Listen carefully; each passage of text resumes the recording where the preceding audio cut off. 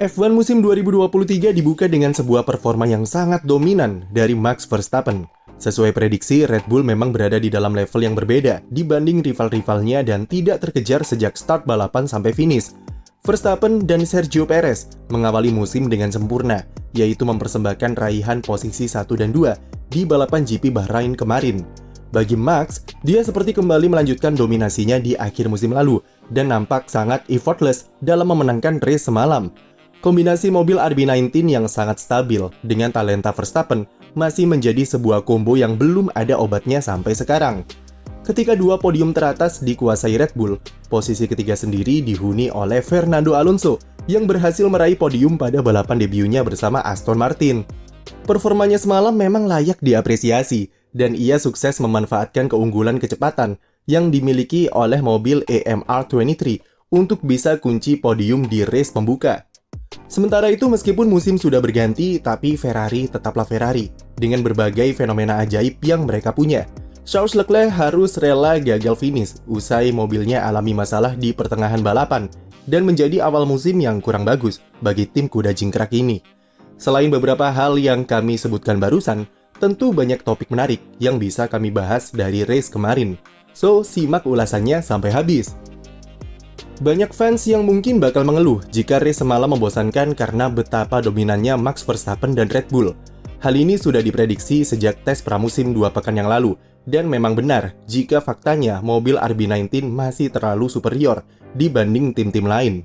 Meskipun jika kita lihat dari sesi kualifikasi di mana Red Bull berhasil kunci 2 baris terdepan, gap atau jarak waktunya tidak terlalu jauh seperti yang diperkirakan orang-orang.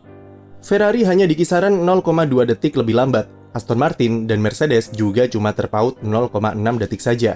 Tapi ternyata gap tersebut semakin membesar ketika balapan dan ini terlihat dari betapa mudahnya Max Verstappen menjauh dari Leclerc di awal balapan.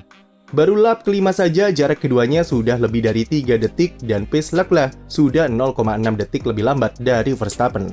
Bahkan di lap ke-12, Leclerc nyaris 1 detik lebih lambat daripada Max. Hal ini tentu jadi pertanyaan besar, apakah mobil Red Bull RB19 memang sekuat itu atau memang karena rivalnya yang tidak bisa mengejar development mobil yang mereka buat?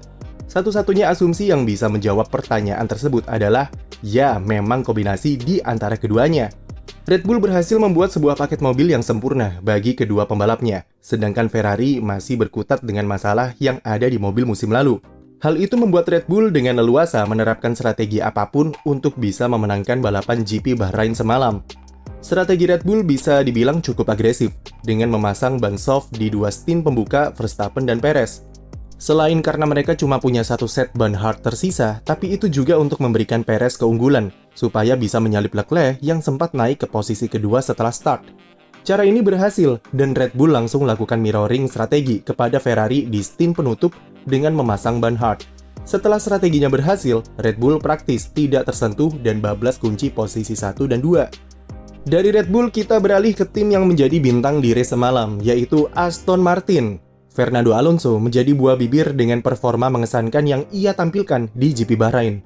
Meski saat start kita semua dibuat tegang karena Alonso sempat alami senggolan dengan rekan setimnya Lance Stroll, tapi untungnya itu tidak berpengaruh apa-apa terhadap mobilnya. Sepanjang balapan, Aston Martin menjadi momok dan terus menghantui tim Mercedes dengan kecepatannya. Ia berhasil menyalip George Russell di lap ke-13, sebelum kemudian ia berduel dengan Lewis Hamilton di lap ke-38 dan melakukan manuver overtaking yang cantik di tikungan 10. Tidak sampai di situ, Fernando Alonso juga berhasil kunci posisi podium setelah berhasil melewati Carlos Sainz di depannya. Lance Stroll meski sempat meragukan dan nyaris menyundul Alonso di start balapan, harus diberi apresiasi setinggi langit, mengingat kondisi fisiknya yang belum pulih 100%. Alami patah pergelangan tangan dan cedera kaki yang membuatnya absen di pramusim, tidak membuatnya kesulitan untuk langsung beradaptasi dengan mobil AMR23 yang baru ia kemudikan di sesi latihan bebas pertama. Ia sukses start dari urutan 10 besar dan hebatnya bisa finish di posisi ke-6 di depan George Russell. Salah satu alasan performa Aston Martin bisa sangat bagus di saat balapan adalah degradasi ban mereka sangat bagus. Itulah yang membuat Alonso bisa unggul di depan duo Mercedes dan mampu menyalip Carlos Sainz di akhir balapan.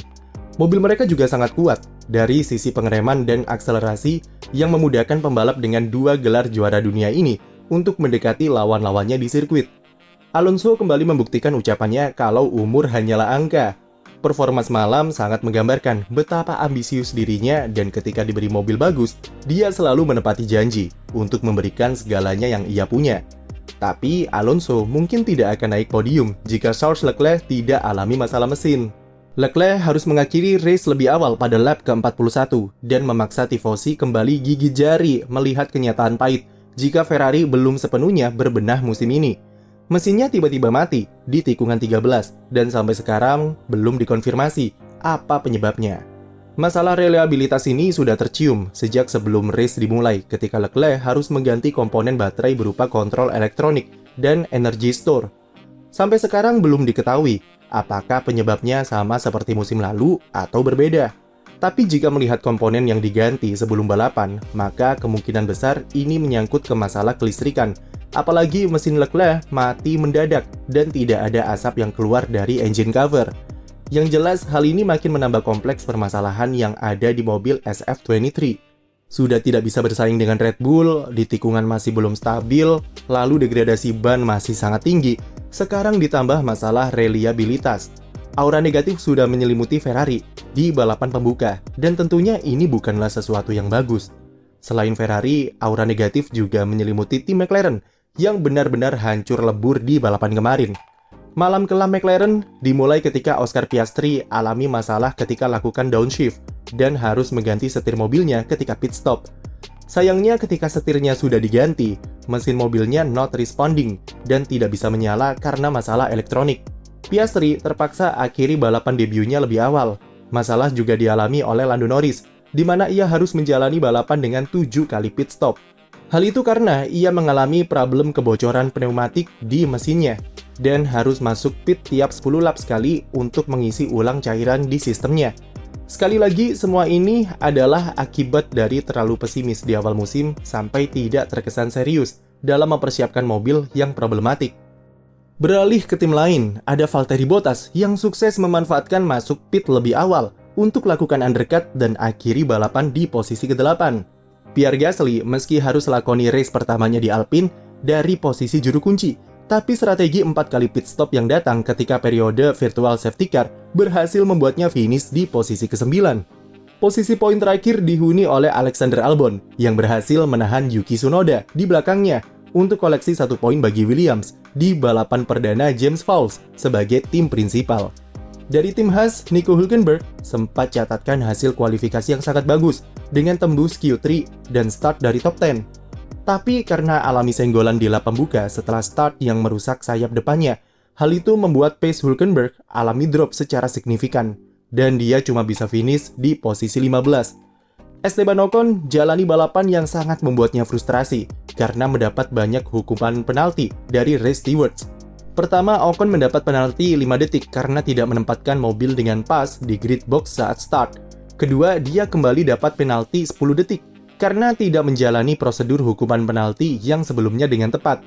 Lalu ketiga, Ocon dihukum penalti 5 detik karena melanggar speed limit di pit lane. Jika di total, dia sudah mendapat 20 detik penalti, dan kemudian dia harus DNF untuk menghemat mesin. Jadi, bagaimana balapan semalam? Dan apa momen favorit kalian? Tulis pendapat kamu di komentar, dan jangan lupa beri like dan subscribe untuk konten F1 lainnya.